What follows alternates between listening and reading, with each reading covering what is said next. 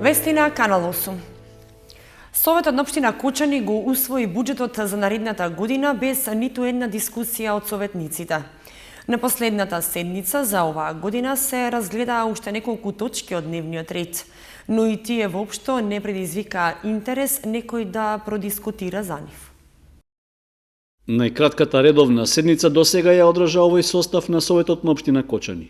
На крајот од годината, кога меѓу другото вообичаено се усвојува општинскиот буџет за наредните 12 месеци, советничката говорница остана празна, а точките од дневниот ред, групирани, се усвојуваа брзо, при што дел од нив поминаа само со гласовите од советниците од мнозинството. Иако се очекуваше дека барем предлог буџетот за догодина може да испровоцира дискусија по некоја од ставките во него, тоа не се случи.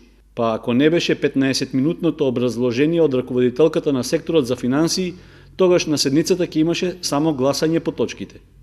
Вкупниот износ на буџетот за 2016 година ќе изнесува 524.375.400 денари, а со тоа ќе се одреди и максималниот износ на општинските расходи кои ќе можат да бидат направени во наредната година.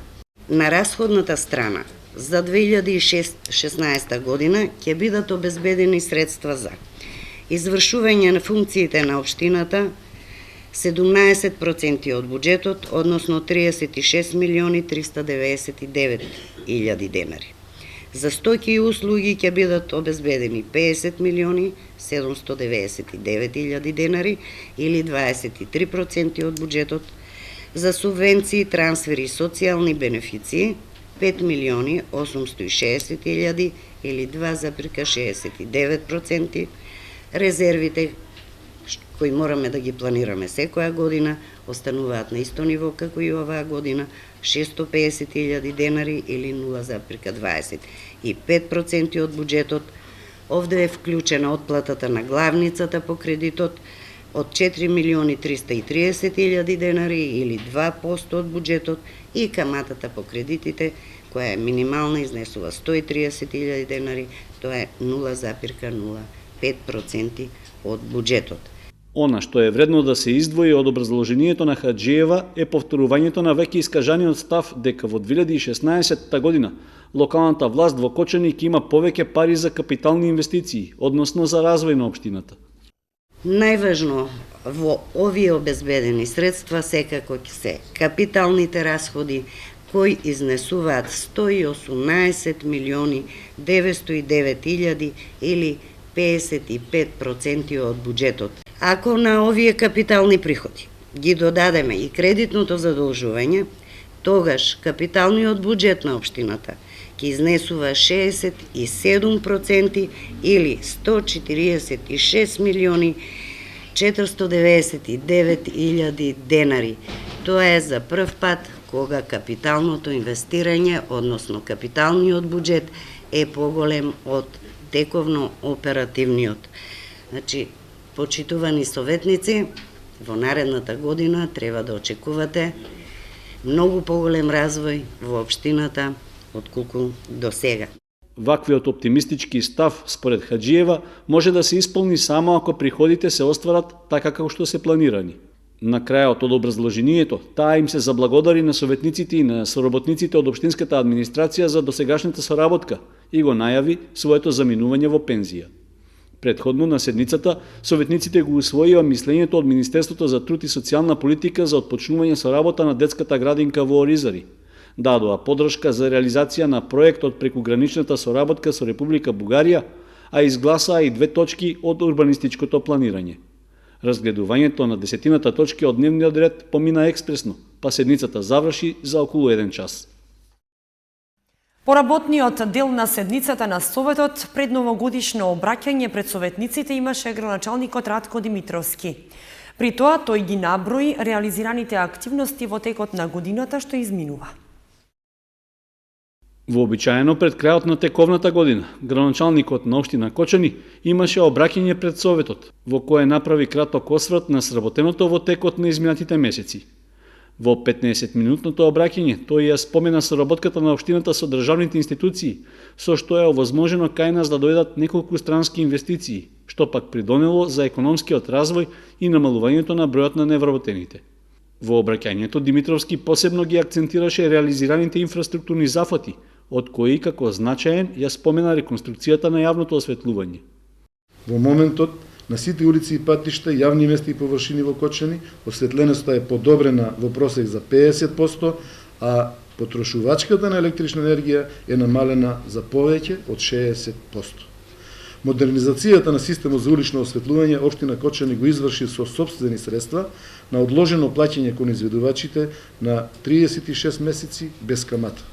За штедата на електричната енергија и собраната комунална такса за улично осветлување во целост ќе ја покриваат оваа инвестиција и веќе во 2019 година целата заштеда ќе остане на сметката на општина Кочани, пари со кои може дополнително да се напредува и системот за улично осветлување и решавање на други комунални проблеми.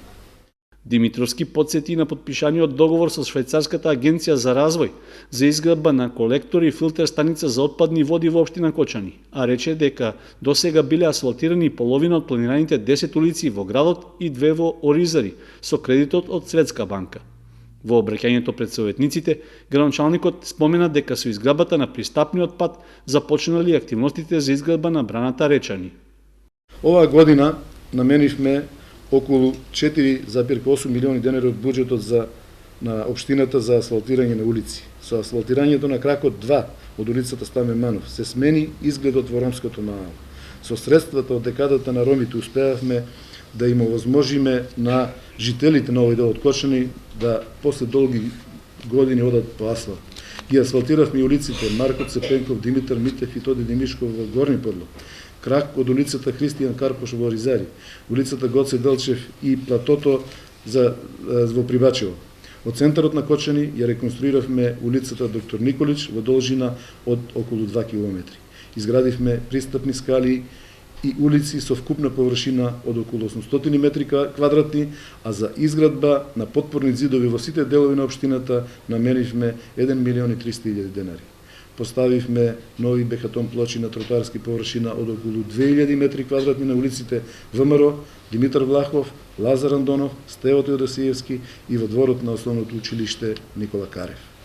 Во предновогодишното обраќање, градоначалникот Димитровски се осврна и на вложувањата во инфраструктурни објекти во Оризари и други населени места, а рече дека ќе продолжи и субвенционирањето на јавниот градски превоз. Тој ја спомена и поддршката што општината ја дава во областа на социјалната заштита, културата и спортот. На крајот им ги честиташе новогодишните празници на советниците и на сите граѓани. Освен градоначалникот Димитровски, свое видување за тоа како помина оваа календарска година има и советниците од опозицијата.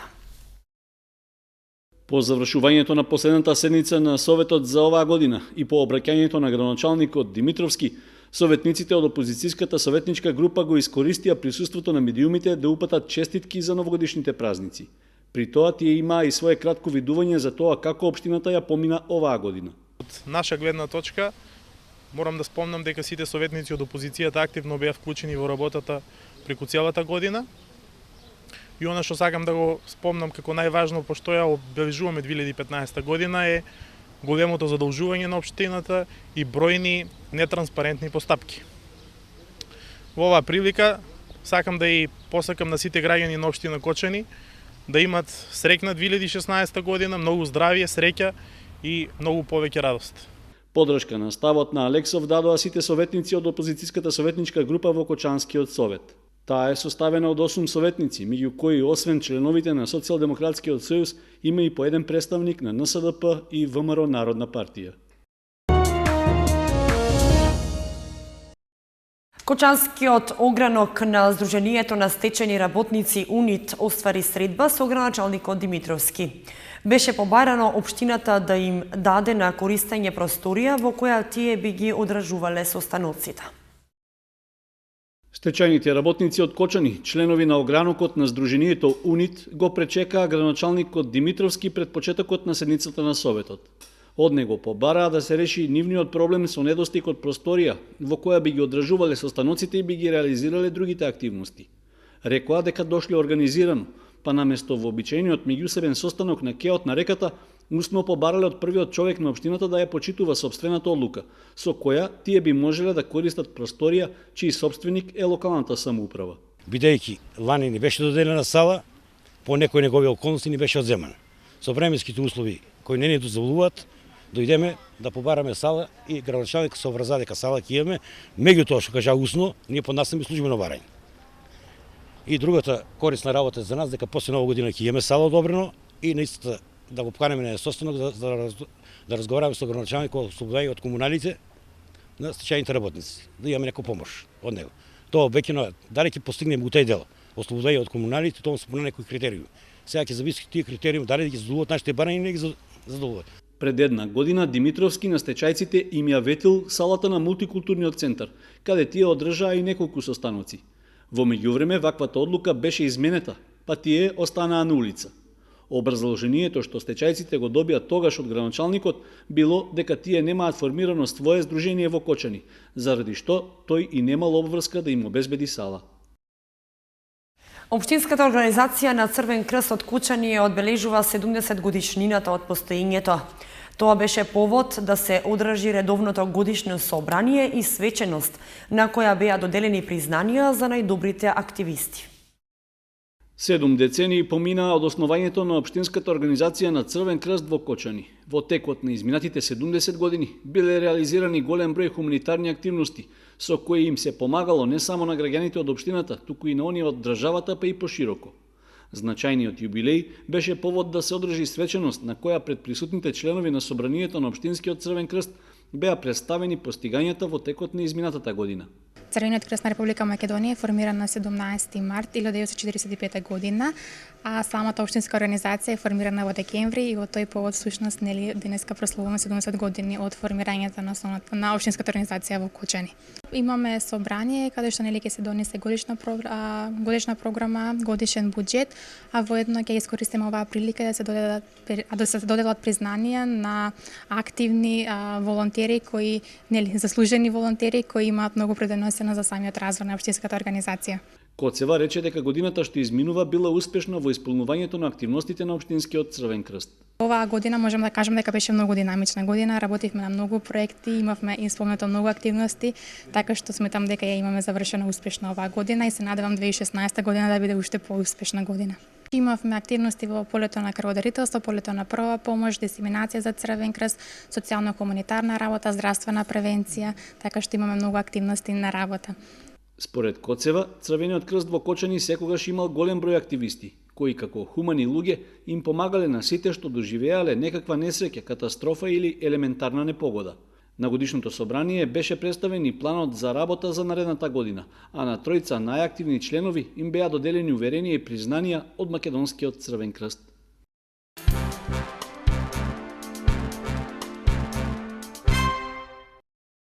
На екосамитот во Скопје на основното училиште Раде Кратовче му беше доделен статусот Зелено екознаме. Тоа е значајно признание што нашата образовна институција ја добива по 5-ти пат.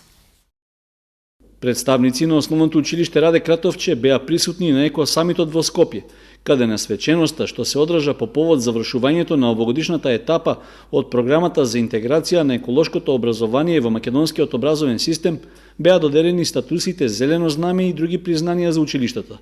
По 5-ти пат меѓу најдобрите беше споменато и името на нашето основно училиште, во кое вработените и учениците се вклучени во реализацијата на екопроектите. И оваа година меѓу добитниците и нашето училиште по 5-ти пат, почнувајќи од далечната 2007, 2009, 2011, 2013 и оваа година 2015, како добитници сме на највисокиот статус, а тоа е Зеленото знаме. Покрај тоа на денешниот самит бевме поканети да ја презентираме нашата приказна која трае веќе 10 години, еко училиште, каде што ги представивме нашите досегашни активности во делот на кампањи, истражувања, правење прирачници, изработки, рециклирани материјали, учеството на екокампови, на меѓународни конференции, сето она кое што го имавме направено во изминатите 10 години, со што покажавме дека заштитата на животната средина во нашето училиште ја имаме усвоено на една највисок степен, како во делот на едукација, така во делот на управување и раководење со училиштето. Оваа година право на апликација за еко признание имале 359 основни и 100 средни училишта, како и 51 градинка, при што со статус зелено знаме се здобиле 38 образовни институции, меѓу кои е и нашето основно училиште. Статусот на зелено знаме значи дека во изминатата учебна година училиштето особено посветило на реализација на 4 екостандарди, кои се веќе представени од Бирото за развој на образованието, тоа е заштита на вода, заштита на енергија, уредување на училишен двор и училишна зграда, дека планот на активности со кој што нашето училиште го изработува во почетокот на учебната година успешно е реализиран, постигнати се соодветни резултати, постигнати се големи заштити на енергија и вода и на некој начин постигнати се огромни резултати во делот на едукацијата на самите ученици. Новите активности во основното училиште Раде Кратовче се во рамки на програмата Erasmus+, односно проектот Заедно растеме со екоресурси, во соработка со збратименото училиште од градот Пазарџик во Република Бугарија. Трајчев рече дека ќе се продолжи со активностите за да се оправда довербата што училиштето ја добило од организацијата ОХО и од Министерството за образование. Новогодишни завршни концерти во текот на викендот организираат и фолклорните ансамбли Кучани и Лјупчо Сантов од Оризари. Ке се представат со сплет македонски ора, а ке настапат сите фолклористи од ансамблите. И фолклорните ансамбли Кучани и Лјупчо Сантов од Оризари заокружуваат уште една успешна година, проследена со многубројни настапи во држава и странство. В сабота и недела со почеток во 18 часот организираат новогодишни концерти, на кои ќе настапат сите фолклористи членови на ансамблите. Концертот на фолклорниот ансамбл Кучани ќе се одржи во салата на мултикултурниот центар, а на фолклорниот ансамбл Лјупчо Сантов во Домот на културата во Оризари. Од фолклорниот ансамбл Лјупчо Сантов најавуваат и новогодишна лотарија со многу вредни награди, таблет и LCD телевизор. Влезницата е 50 денари.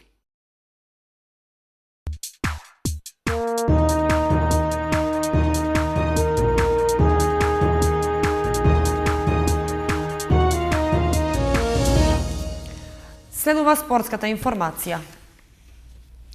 Во недела се игра 12-тото коло од есенскиот дел во младинската М18 кошаркарска лига на Македонија. Кошаркарите на Баскет Дино играат на домашен терен со екипата на ФМП Академија од Скопје. Во последниот викенд од оваа година малобројни се спортските настани и во државата, а и на локално ниво. Активни ќе бидат само кошаркарите, кои се надпреваруваат во младинската М18 лига. Според распоредот на правенството, в сабота треба да се игра 12-тото коло, во кое младинците на Баскет Дино ќе бидат домаќини.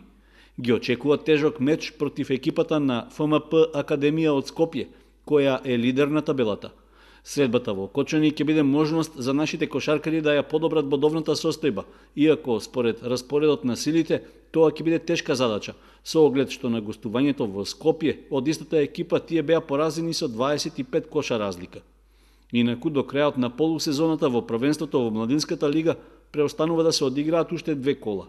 Екипата на Баскет Дино практично ќе заврши со надпреварите, затоа што гостувањето во Куманово во следното коло нема да се реализира, затоа што екипата на Милановски се откажа од првенството.